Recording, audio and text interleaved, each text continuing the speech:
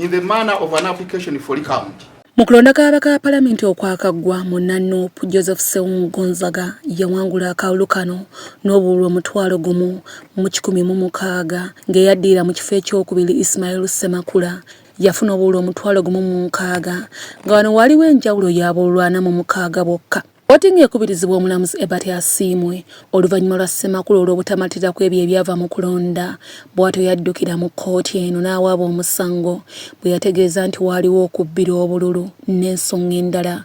N'asaba kkooti eyise ekiragiro okuddamu okubala obululu buno. Sseungu Gonzaga ng'ayitira mu bannamateeka be nga bakulembeddwamu Kale Bwalaka bategeezezza kkooti ng'omuntu waabwe bw'atayina buyinza bulagira kakiiko ka byakulonda kuddamu kubala bululu nga bwe kigambibwa omuwaabi w'omusango guno.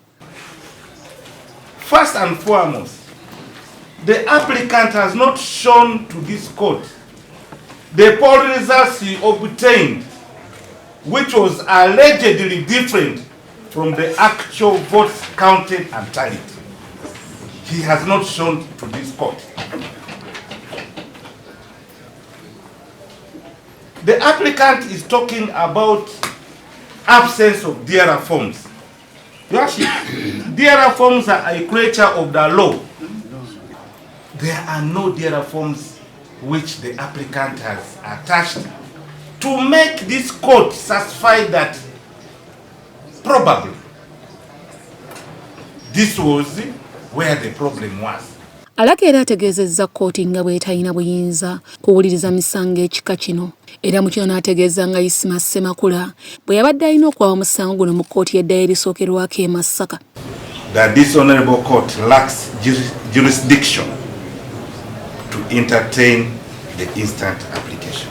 It's a jurisdictional objection. There is a district of Kalungu district, and the instrument establishes the Chief Magistrate Kalungu district, the Magistrate Grade 1 Kalungu district, and Magistrate Grade 1 of Lukaya Town Council in Kalungu East County, and the Magistrate Grade 1 of Chamulibwa Town Council in Kalungu West County. This instrument came into force, is operational, and it is what gives not only territorial jurisdiction to magistrates courts, but also pecuniary jurisdiction to Chief Magistrates courts. Wabula munnamateeka wa Ismail Ssemakula Ambrose Tebyasa awakanyizza ensonga z'abano. For a court that does not in reality exist was an abdication of duty and whose action is, Your Honor, appealable to this court in the manner of an application for recount. That the winning candidate has had verifiable results from the ballot boxes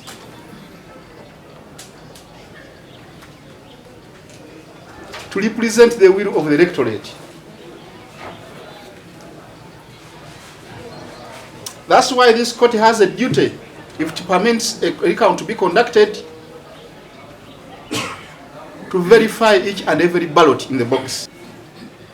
So it is therefore necessary, Your Honor, that the will of the people of Kalungu West constituency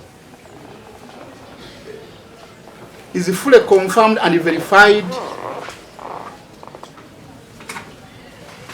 from the ballot box, from the ballot papers in those ballot boxes.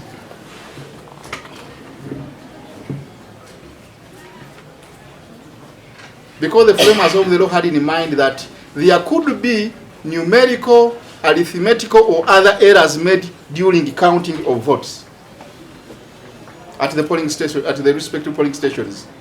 Omulamuzi Ebert asiimwe nga yeesigama ku njawulo entono eyabaddewo mu bululu buno wakati wa Ssemakula ne Ssewungu bw'atalagidde okubala obululu kuddibwemu mu byavudde mu kulonda e Kalungu County West ku Lwokutaano lwa Ssabbiiti eno. I'm cognizant of the fact that the application was brought in time, i.e. within 7 days after declaration of the winner. I'm also alive to the fact that the applicant has faith in the integrity of the storage of voting materials and ballot boxes. Therefore, I find that the circumstances surrounding this case makes it favorable for a vote recount, such that the winner is declared so without any ill will, or the applicant gets to know what he exactly polled.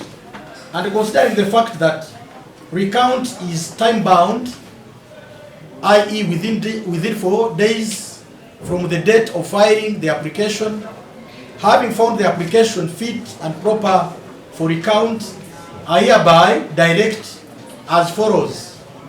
1.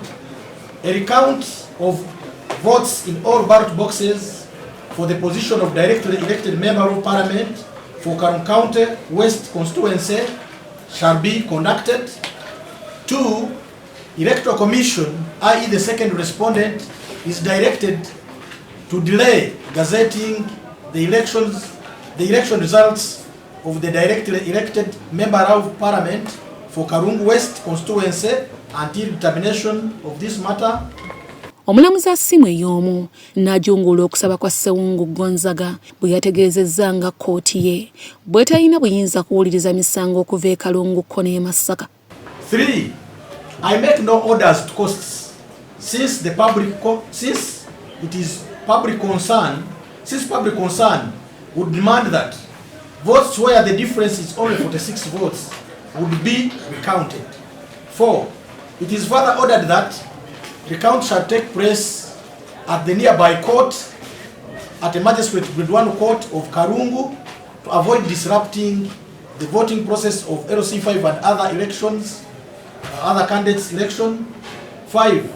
The Electoral Commission is further directed to continue maintaining security of the ballot boxes and voting materials as indicated, that they were securely kept and shall cause their movement to court after verification of the seal that was put on the store at the time of storage.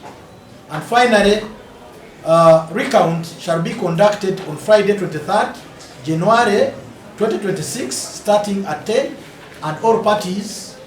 Omulamuzi y'omu n'alagira akakiiko k'ebyokulonda obutateeka mu Nanuupu Joseph Ssewungu Gonzaga mu kyapa kya gavumenti okutuusa nga kkooti ebawadde ekyenkomeredde. I'm alive to the fact that both parties agree that the third respondent polled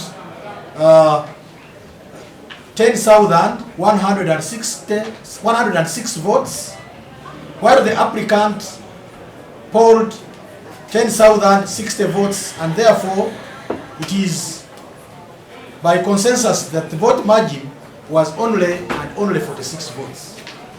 I'm also alive to the fact that the applicant requested for mandatory recount on 16th January 2026, and the first respondent declined and communicated the decision to the applicant on the 18th day of January 2025. Ssewungu Gonzaga oluvannyuma lwa kkooti mu kwogerako naffe ategeezezza nga waali omugumu nti obuwanguzi bwe waakubusigaza. Kati ninze Lwakutaano lwatuwadde tugende kkooti y'e Kalungu, omulamuzi abeerewo ne bawolera bange tubale obululu. Nze sina kye neraliikirira Ssewungu kubanga buli kimu Katonda yakikola ki? Yakikola.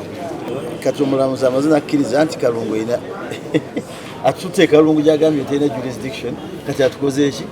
Atutteyo okubalirayo. Kye twali tumugamba okusooka nti wantu wali jurisdiction, kati ate akkiriza tugende tubalire luddawa e Kalungu.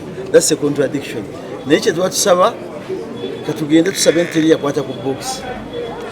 Ekinaavaayo kiikyo nga badikira nga wangudde asinze obululu obungi ng'eggwanga ligenda mu maaso.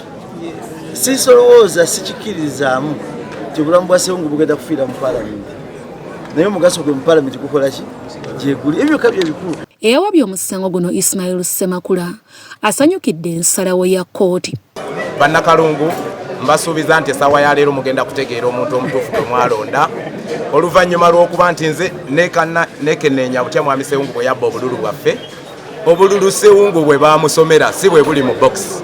Era omukisa gwokka gwe nali njagala mu kkooti kukkiriza kubikkula bululu obwo Bannakalungu bategeere butya bulijjo mwami Ssewungu bw'ajja awangula.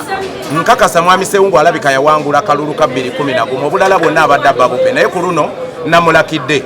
Namugamba namusuubiza nti yenze ekirooto kyagenda okuva mu nsi nga tategedde ekyo kitegeeza era olwaleero agenda kubitegeeza. Olunaku lwokutaano lunaagenda okuziba nga Kalungu erina memba Parliament gwe yalonda.